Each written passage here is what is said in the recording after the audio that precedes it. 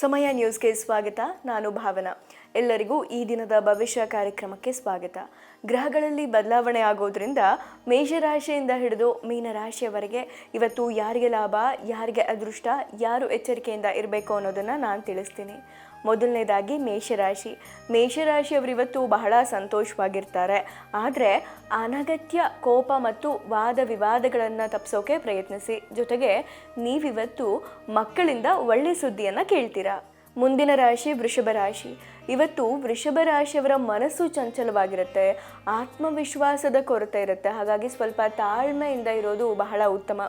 ಮಾನಸಿಕ ಶಾಂತಿಗಾಗಿ ನೀವು ಶ್ರಮಿಸಬೇಕಾಗುತ್ತೆ. ಜೊತೆಗೆ ನಿಮ್ಮೆಲ್ಲ ಕೆಲಸ ಕಾರ್ಯಗಳಿಗೆ ನಿಮ್ಮ ತಾಯಿಯ ಬೆಂಬಲ ಇರುತ್ತೆ. ಜೊತೆಗೆ ಕೆಲಸದ ಕ್ಷೇತ್ರದಲ್ಲಿ ನೀವು ಉತ್ತಮವಾದ ಬೆಳವಣಿಗೆಯನ್ನು ಕಾಣ್ತೀರಾ. ಮುಂದಿನ ರಾಶಿ ಮಿಥುನ ರಾಶಿ.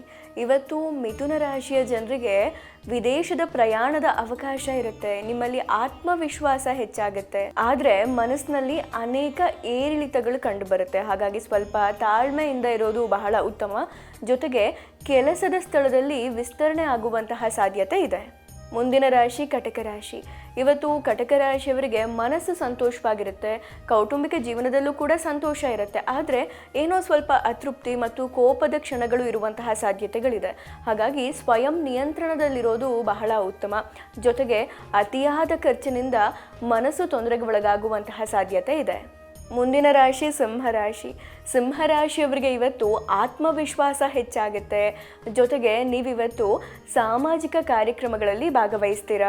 ಬಹಳ ಮುಖ್ಯವಾಗಿ ಇವತ್ತು ಸಿಂಹರಾಶಿಯವರಿಗೆ ಕಠಿಣ ಪರಿಶ್ರಮದ ನಂತರವೇ ನಿಮಗೆ ಯಶಸ್ಸು ಸಿಗುತ್ತೆ. ಇವತ್ತಿನ ದಿನ ನಿಮಗೆ ಬಹಳ ಚೆನ್ನಾಗಿರುತ್ತೆ. ಬಹಳ ಮುಖ್ಯವಾಗಿ ಇವತ್ತು ಸಿಂಹರಾಶಿಯವರಿಗೆ ಉದ್ಯೋಗವನ್ನು ಬದಲಾಯಿಸುವ ಯೋಚನೆ ಇದ್ದರೆ ನಿಮಗೆ ಇವತ್ತು ಉತ್ತಮವಾದಂತಹ ಅವಕಾಶ ಅಂತಲೇ ಹೇಳ್ಬೋದು.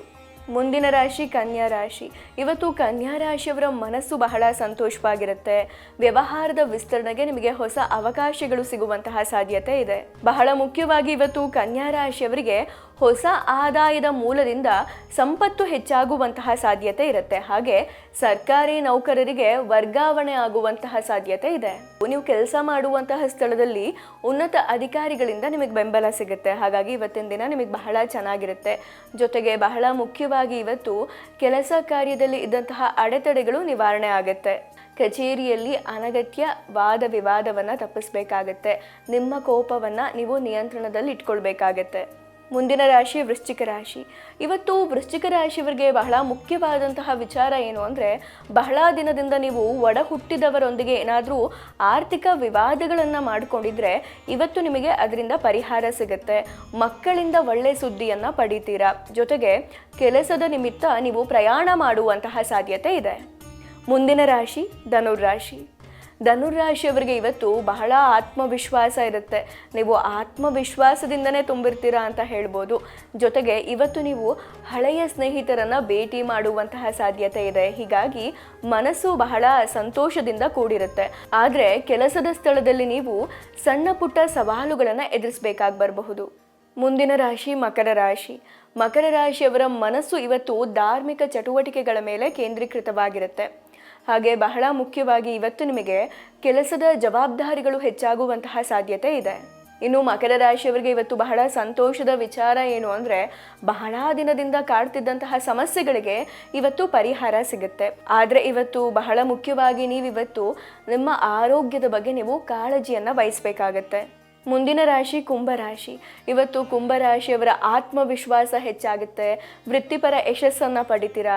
ಹಣದ ಒಳಹರಿವಿನ ಹೊಸ ಮಾರ್ಗಗಳ ಸೃಷ್ಟಿಯಾಗುತ್ತೆ. ಹಾಗಾಗಿ ನಿಮ್ಮ ಆರ್ಥಿಕ ಪರಿಸ್ಥಿತಿ ಬಹಳ ಚೆನ್ನಾಗಿರುತ್ತೆ. ಆದರೆ ಬಹಳ ಮುಖ್ಯವಾಗಿ ನೀವಿವತ್ತು ನಿಮ್ಮ ಮಗುವಿನ ಆರೋಗ್ಯದ ಬಗ್ಗೆ ಗಮನವನ್ನು ಹರಿಸಬೇಕಾಗತ್ತೆ. ಮುಂದಿನ ರಾಶಿ ಮೀನರಾಶಿ. ಇವತ್ತು ಮೀನರಾಶಿಯವರ ಜೀವನದಲ್ಲಿ ಬಹಳ ಸಂತೋಷ ಇರುತ್ತೆ. ಹಾಗೆ ಉದ್ಯೋಗ ಮತ್ತು ವ್ಯವಹಾರ ಮಾಡುವವರಿಗೆ ಪರಿಸರ ಅನುಕೂಲಕರವಾಗಿರುತ್ತೆ. ಹಣದ ಒಳಹರಿವು ಹೆಚ್ಚಾಗುತ್ತೆ. ಆದರೆ ಅತಿಯಾದ ಖರ್ಚಿನಿಂದ ಮನಸ್ಸು ತೊಂದರೆಗೆ ಒಳಗಾಗುವಂತಹ ಸಾಧ್ಯತೆ ಇದೆ. ಇದಾಗಿತ್ತು ಈ ದಿನದ ಭವಿಷ್ಯ ಕಾರ್ಯಕ್ರಮ. ನಾಳೆ ಮತ್ತೆ ಭೇಟಿಯಾಗೋಣ. ಧನ್ಯವಾದಗಳು.